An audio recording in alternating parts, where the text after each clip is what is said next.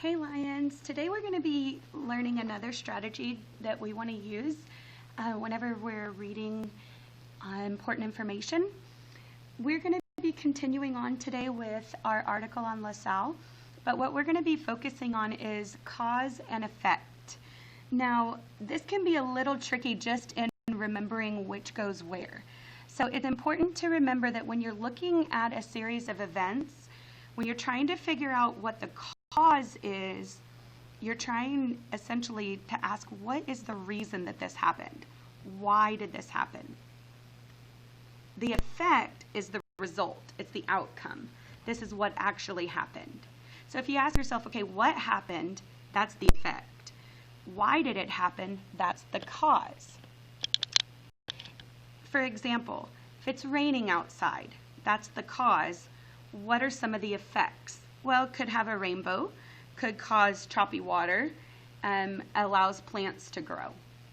So it's also important not to just be able to identify the cause and the effect, but it's important to also know that there can be multiple effects that come out of one situation. One reason can cause a whole bunch of different things to happen. So today, as you go through your article, you're going to be reading the last two sections, which is the trouble with LaSalle. It's this section and this section.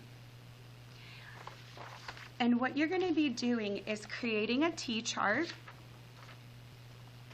in your notebook.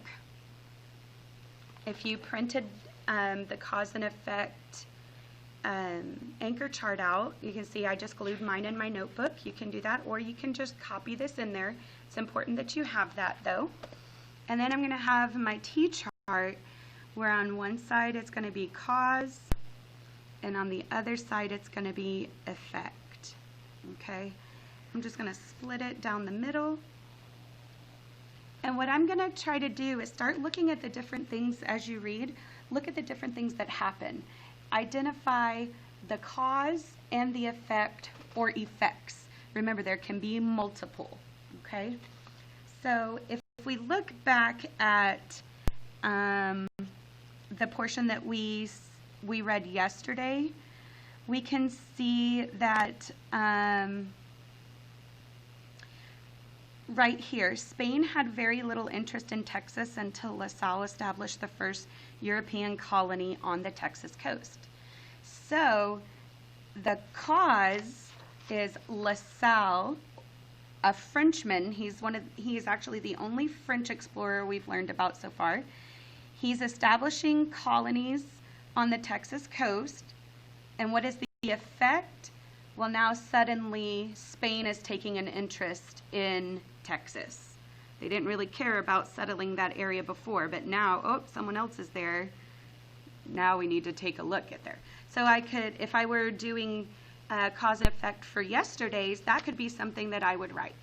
So today, that's what you're going to do for the last two sections that you're reading, The Trouble with LaSalle, which is pages 2 and 3 of the article, and filling out as many of these as you can. Thank you guys. I hope you have a good day. And as always, if you have any questions or need any help, reach out to your teachers. We're here for you.